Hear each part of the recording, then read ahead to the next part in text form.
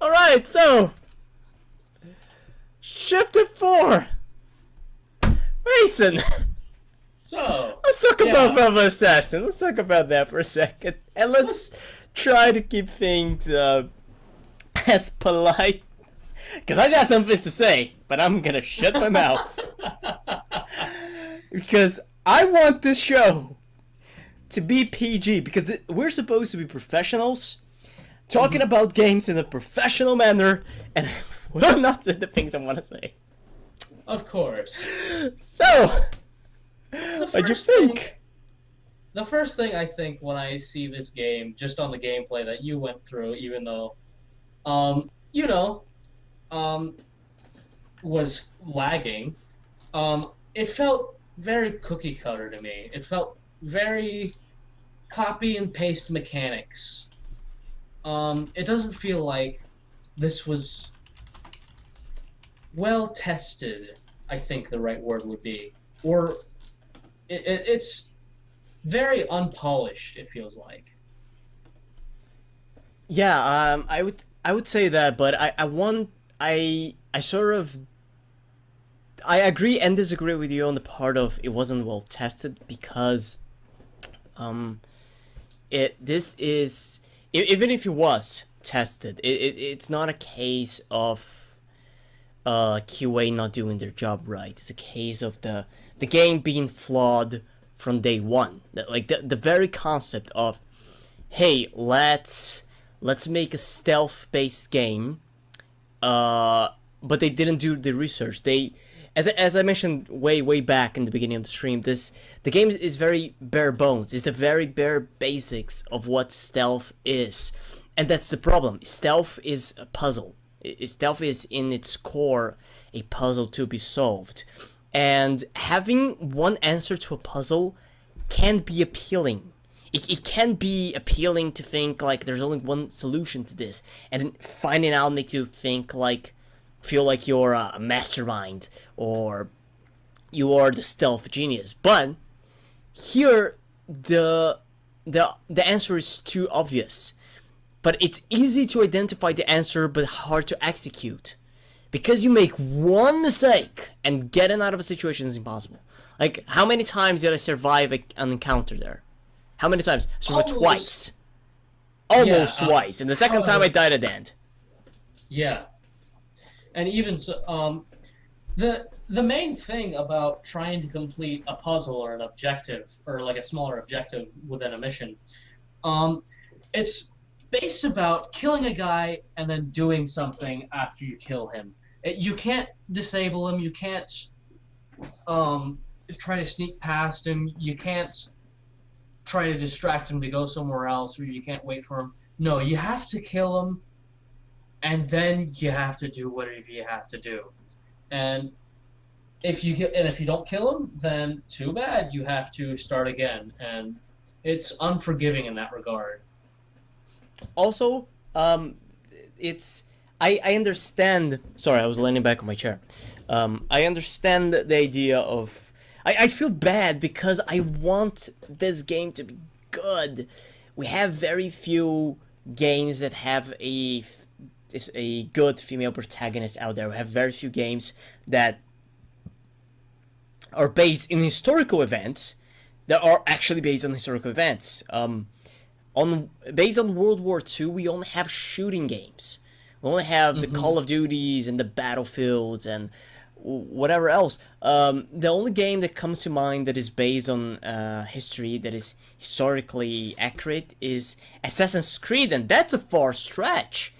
And that's like Hmm. general history. World War II was something that I studied a lot back in high school. I'm very it sort of brings back a type of nostalgia because I studied for the majority of my high school uh, time. So to see it not being depicted accurately, it's sort of heartbreaking. And also, I never heard of this woman. What's her name? Violet Zasbo. Was it Violet Zasbo? All right. Excuse me for just one moment. I have to take care of something very quickly. All right. I shall hold the stream and talk about things. She was born in Paris, apparently. Ah, oh my. Oh my, she's reporting.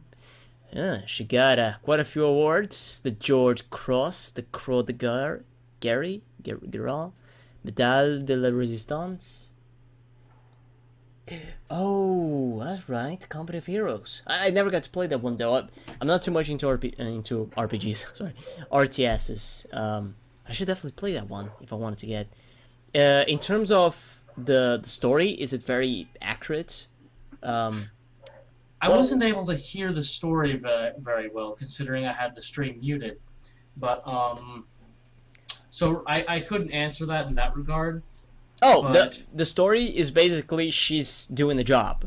The job is to blow up a bunker, a Nazi bunker, and something that I didn't notice, but I noticed when she said, when I tried to go through the door and said I can't go through there without explosives and the mask, and that is apparently she had a problem getting to the place and she lost the mask and the explosives. So the mission was gonna fail. She couldn't do it.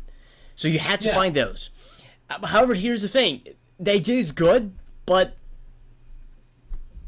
just like it just throws you in there so badly, like so poorly.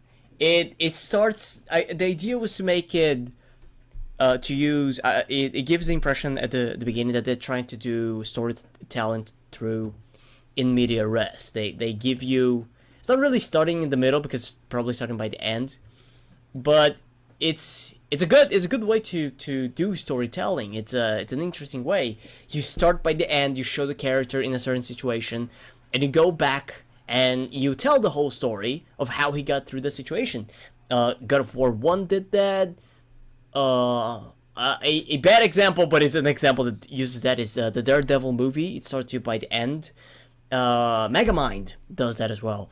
It's it's a very interesting way to tell stories, but right over there, it didn't make sense because the key to using this technique is to show the player that the character, or sorry, the viewer, because this can be used in different forms of medium, that the character is in a weird or a dangerous situation and you don't understand, you're intrigued. They need to pick your interest in what's going to happen. In Megamind, the movie starts with the character Megamind falling from the sky. And you're like, holy cow, it's gonna fall and die. In Daredevil, again, even though it's a bad movie, they start by showing him like bleeding to death. And in God of War, he's about to jump from the cliff. So all of these are, weirdly enough, kind of connected to death. But they are interesting because you don't know how they got to that situation. Here she's lying on a bed in an empty room that might or might not be a hospital. You know? and we're not really sure. And yeah, it's the same way to open, but I mean, like, she's already gone, and maybe not. Maybe she might be alive, but here's the thing: we don't know. There's nothing there that piques our interest. There's nothing there that catches us. It's like, oh my god, how did this happen? Like, very simple solution. Let's say for example, she's there and she's in a coma or she's resting or something of the sort, right? Same scene, same shot, same everything. Okay. Now imagine we had a camera angle showing her face like we have in the intro scene, and she looks like she's sleeping. Then you see a shadow. You see a shadow going over her body, like someone is standing against the sunlight, and the sun is projecting their shadow on her face. Right. And you hear the click of a gun, and you see a barrel pointing at her head, right? At her probably, I don't know, the forehead. It's more dramatic. So you immediately see, oh, her life is in danger. She is about to die. Not only she's about to die, she's about to be executed. And she's about to be executed while she's in a coma or sleeping.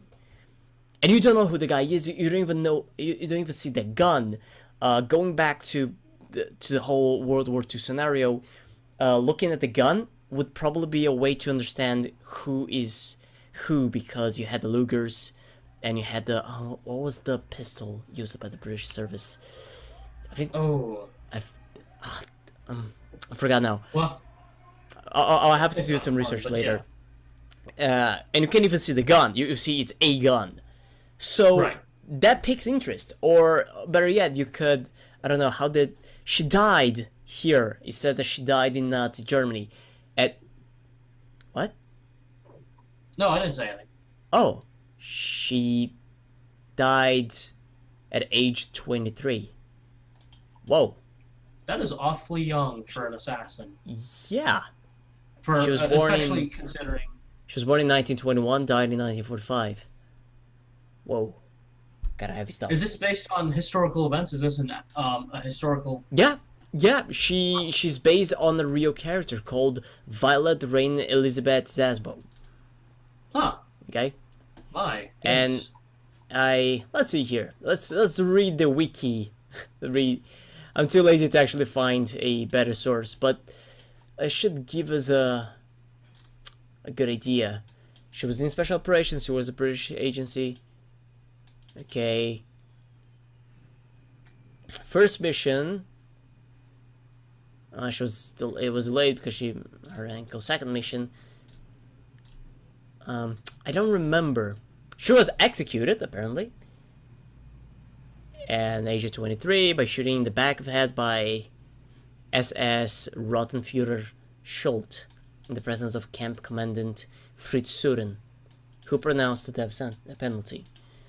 Okay, so apparently she does have an interesting story, one that could potentially be an amazing game, but we get this stealth game that we don't understand who she is and what's the story behind her. People. Oh, sorry, I accidentally moved stuff on the stream.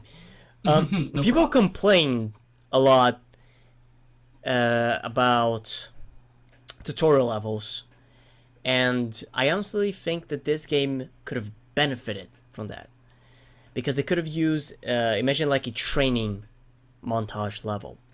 They could have benefited for that, because it would help us understand who she is, instead of throwing us into the action. Now, throwing us into the action can work, but again, they did it poorly because we don't understand who this character is. We don't feel anything for her. So we're just going through the levels. This is just a character to be a placeholder for ourselves. Yeah. And because they base on a real person, it feels like they missed an opportunity. They could have done something that showed us a little bit of... Again, of course, apparently she went only on 2 missions, and she was captured on the second one, so... I can't say a lot about it. I don't understand a lot about her history, so... It's I'm treading in unknown territory here. But going back to the mechanics of the stealth, I think that's enough about the... What was I gonna say? Oh, I saw a message. I saw an item on the Steam store. Yay! Woo! Hello! Nice, thank you, Steam. The stealth mechanics of the game. Again, being straightforward, not a problem. But here, there's no room for escape. I had the morphine. Yes, but I had 1 morphine. I had 1 shot of using that.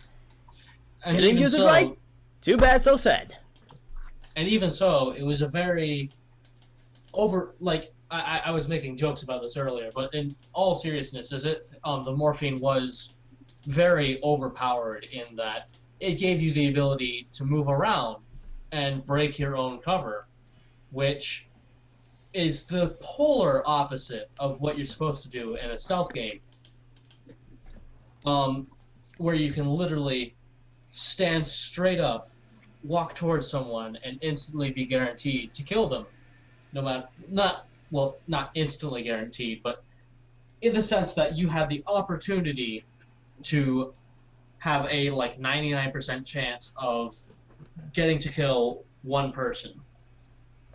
No, yes, you have, as long as you're in the morphine mode, you get to a guy, you can kill him, regardless of whether or not you're facing him from the front or the back. if you're crouching or not. You just get to him, you can kill him. But what I tried to do in the game was, you see, like at the very end, there's a moment where there are two guys, and I use a morphine, and I try to go behind one guy, and then kill the other guy. And I'm kind of happy, but also kind of sad that that didn't happen, because as soon as I killed the guy, the other one turned around and started shooting me. If I could have done that, I would have felt like a badass. It would really feel like I actually had the power to do something. But in the game, I feel so weak all the time. For no reason. I'm supposed to be a spy. I'm supposed to be a spy of the British intelligence that's going to blow up a bunker. And I'm supposed to be female Snake, basically. Exactly. Exactly, but I don't. I can't do that. It's not that I don't like the idea of not being allowed to fight against them, and like fighting against them being a bad idea. Games with stealth mechanics have done that and worked. Thief is a great example of that. In the most recent Thief game, you give it a life. Essentially, I don't know what you're talking about, but I give my life. Not fun. I love that song so much.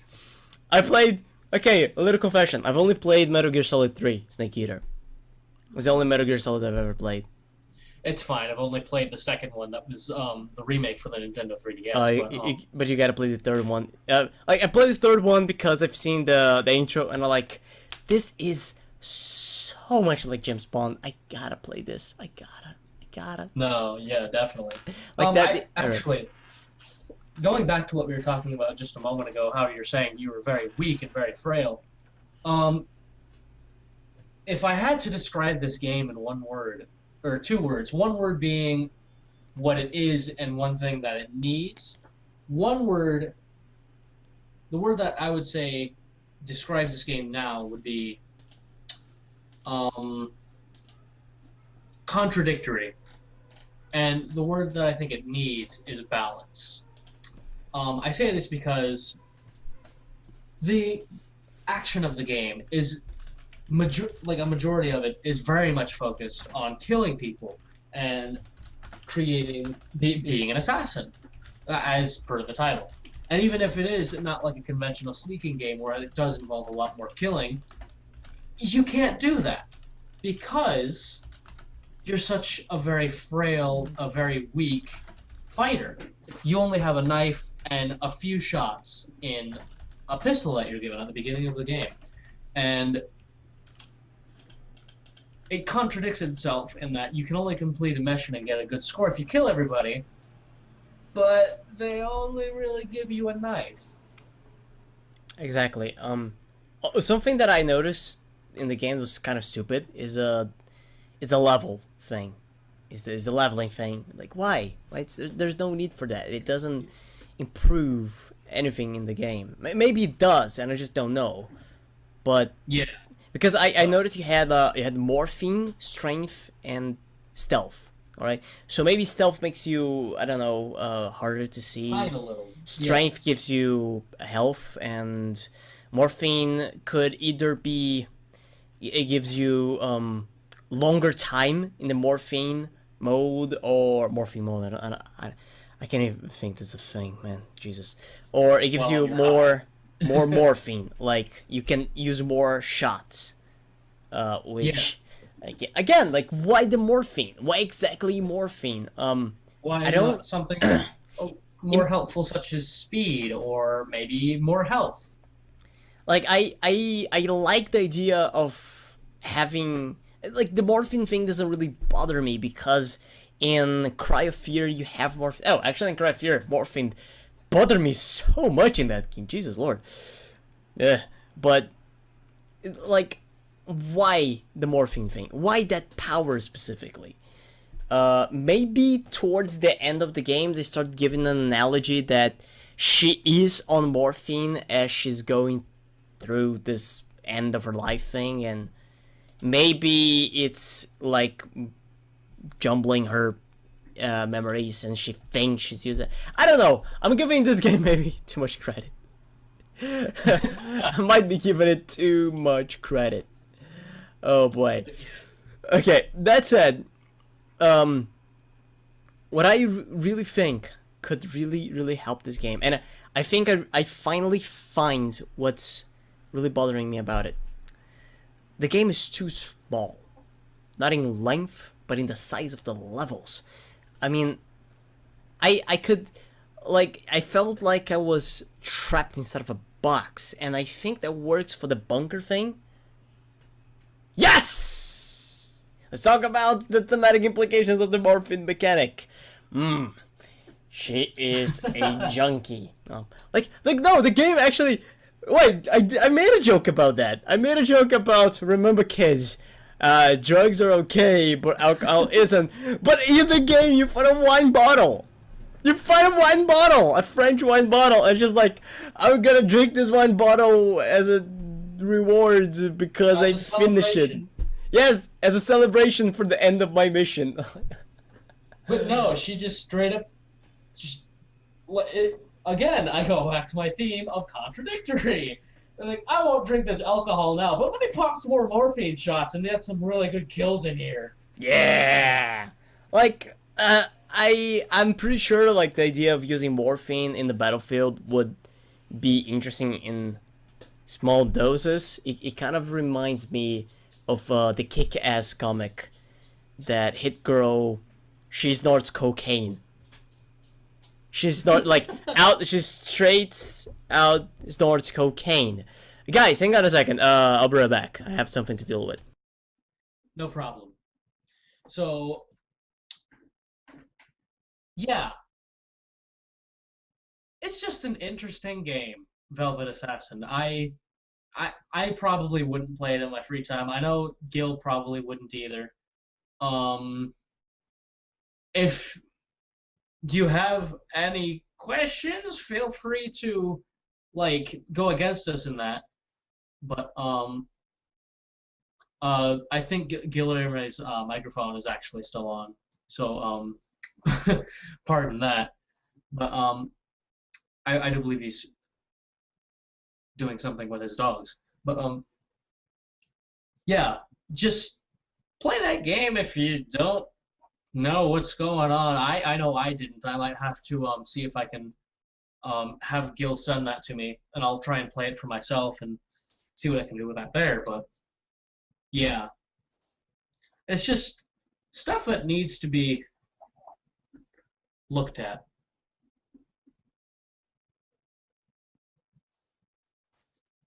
All right, I'm sort of back here. You heard the dogs before, right? Yeah, Yeah. yeah, we were No, just talking about that. It's fine. It's down lying down on the floor. I just did a little quick research here. The game is on Steam for $5. I bought it when it was on sale for 75% off. So I don't just okay. Again, this is not a review. Can't recommend. Damn it. But this is a very interesting game to analyze because they had. Let's talk a little bit about the idea. The concept of having a female protagonist based on a World War II spy. There was an actual female spy. That's pretty cool. Brilliant idea. Yeah, brilliant ideas that just I believe weren't well executed, which is a shame. Okay, yeah.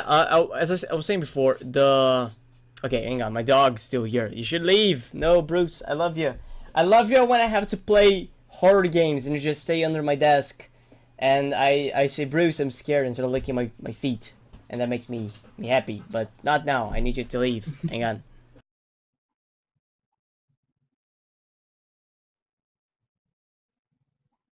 But yeah, this is just a game that, like most other indie titles, that from a small developer, just they were trying to make a game, and that's just an experiment. I don't know if they're a small developer. Let me check it out. Velvet Assassin. Velvet Revolver. That's something I should check it out as well.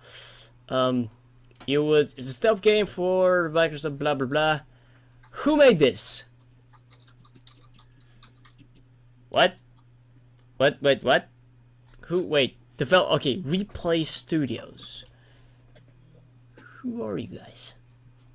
Founded in 2002, they are from Germany, and the game was published in Japan by Ubisoft? Oh! What? My. Now, that is something I wasn't. That's, Okay. the more you know. The more you know. Look, okay, like, it was... Oh, I don't know. Oh, also, sorry, I forgot to mention, this is very important. The UI, don't like it. I don't like the user interface at all. It's very...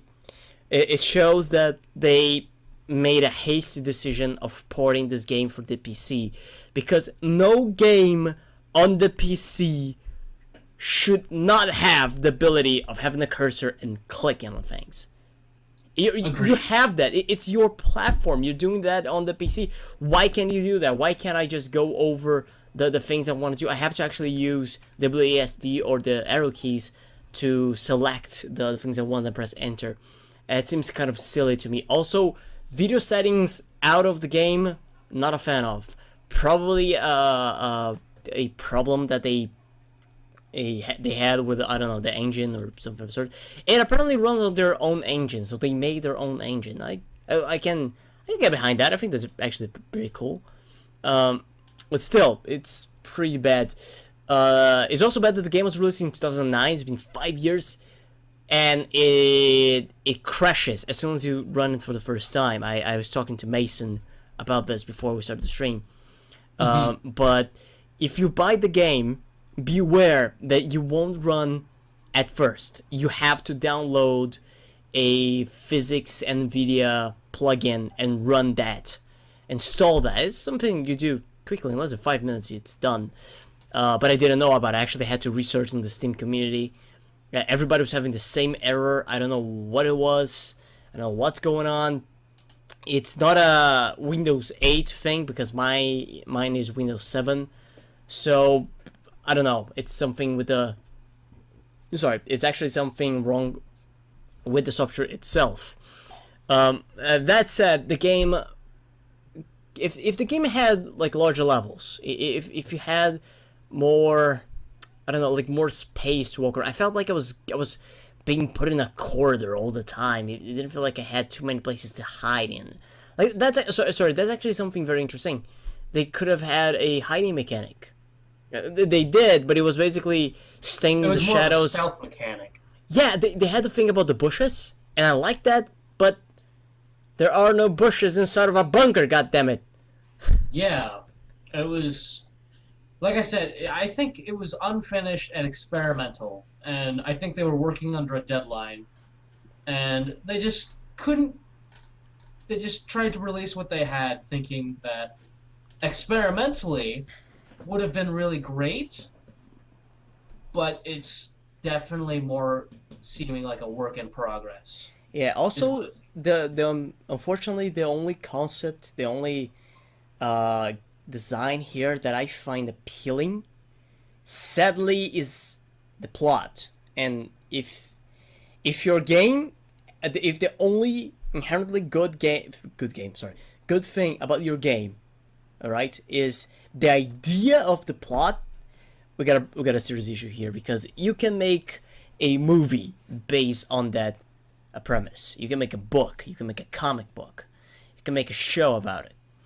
But there's nothing good about it. There's no interesting idea in the game mechanics. It's all very glitchy. It's all very broken. I was dying without realizing I was dying. Like the thing that just broke me was the fact that I killed a guy, I heard a gunshot, I went behind... Okay, it was a shotgun. I went behind the pillar, and then my character was like, hang on, I think there's a slug here inside of my... Oh, wait, yes, it's blood. I'm gonna die now. Bye. Exactly. Oh, boy. Sorry, I rage a lot because I was playing this. I'm raging a lot. I'm not a rage kind of guy, I'm raging a lot because I was actually playing this. I'm pretty chill most of the times, but Jesus. However, would I play this game if there was more testing behind it? Sure thing. Absolutely. I Yeah. you know what I think. It's and sorry. This is my thoughts, and right now what I'm about to say is something that is on my mind. It's guessing. I have nothing to back it up. It's just wild guessing here. But I think that they didn't test it early on. I think they took too long to actually test it out for whatever reason. And when they finally started testing, they were past the point where they could go back and actually wildly change the mechanics of the game. If they did that, they might as well scrap the whole thing and start over. So they just had to go. They were already on the train rack, on the train towards a train rack. They couldn't get out, so they just said, "Buckle up, let's do the best we can." Yeah, Which unfortunately is the wrong thing to do when you do something wrong. I know, and I agree with you, but I understand the feeling. I've been in the same situation time and time again, like No, where you absolutely. get past the point. That happens, and I'm saying this from experience. That happens when you are too afraid to. You don't. Sorry, it's not you're too afraid. You don't know when you should start testing your game, and you decide to do that far too late. The something that I learned through extra credits, and if you don't know what extra credits is, people, you should definitely watch it. That series is amazing. It's written by James Portnoy. He's a great game designer. Most definitely. And the show is very good. They're very good at giving what they want to talk about in a very short, concise manner. It's amazing. I love that show so much. But they say they have an episode called Fail Faster. And they said that as soon as you have a concept for a game, you should start testing. Because you don't know what's going to be the next hit. You don't know for sure if the game is... If your idea for the game, if the concept is good, if it's going to work. Maybe you got it right in a certain aspect, but that one aspect that you thought would be amazing doesn't work in that scenario. It doesn't work well. And you test it out, and you have data backing it up. You can see that people aren't enjoying the game, and you test it, so you can see for yourself, like, this is not gonna work. We gotta change this. And I've been there. I've had projects where we've decided far too late to start testing, and we were in a position where, like, we can't go back. There's no time to go back. So when that happens, it's bad, and you get this. I'm good on a hunch here and saying that this is probably what happened with the game. I would, however, say that I don't entirely hate the game. I might go back to play it, mainly because I also have a Let's Play channel, and I might play it on that show with a friend that we can like tag in, you know, like, all right, we're done, tag, just switch. I'm gonna rest now. I don't know, we're gonna play some Pokemon or something like that, or like I'm just gonna watch my blue wall for a few minutes and just focus my inner chi again. So we can do this again. But definitely I wouldn't. Oh shit. Okay, I might one day play it again on the stream. As I said before in the very beginning, I stream for time to time just for giggles. I actually think I might stream some Betrayer as soon as we finish this up. But Jesus Lord. Oh boy. Okay, I think that's about it. I don't have much else to say. We didn't get to see a whole lot, mainly because I was sucking so bad at the game. Of course, I was just going to say, I think we've covered just about everything we've been able to cover today. All right. I think it's fair to say that what we're talking about the game here is not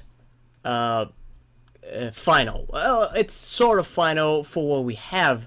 if we feel like it, if we have time, maybe one day we might do a callback to it, like go back.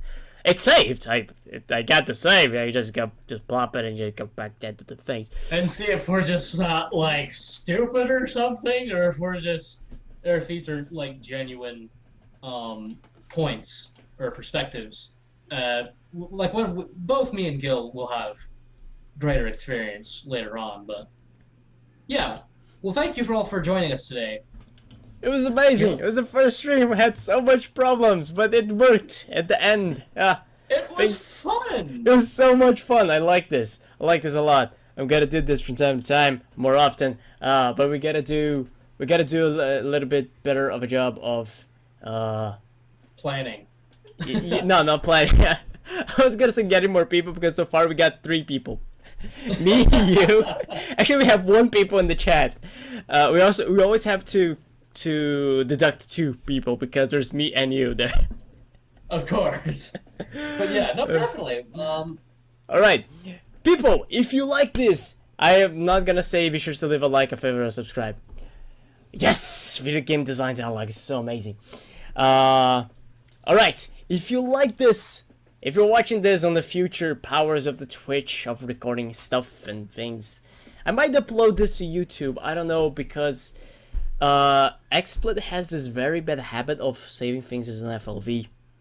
Ew. Yeah, it's I have a converter here. I can convert stuff. I just gotta stop being lazy, go back to my old laptop, get the converter, put it on my new PC and use it, you know.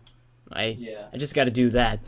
No, of course. That's it. If you like this, be sure to talk to your friends about it. Spread the word, spread the love, spread the coffee. Don't spread the coffee. Be sure to tell your friends and your parents and your grandparents and to watch this tomorrow night with Easter. And why am I doing an Irish accent? Or I don't know. And tomorrow is Easter. Like we're not gonna do something. I might do something. I don't know. Man. I gotta have chocolate. Happy Easter, Guil. I might. Yeah, happy Easter. Happy Easter, everybody! It's hard to remember holidays when you work on holidays. Like yes, holidays. And then we're gonna sit down and animate some smoke. Delicious smoke. Oh boy. Yeah. Right. If I put this on YouTube, I just dug my own grave. I'm gonna do this. Like, comment, favorite, and subscribe! Don't do that. This is a Game Grumps joke or some other channel. I forgot. Who made that joke before? I watch so many Let's Players. That's unhealthy. Okay, with that said, if you like this, be sure to like, favorite, subscribe if this is on YouTube.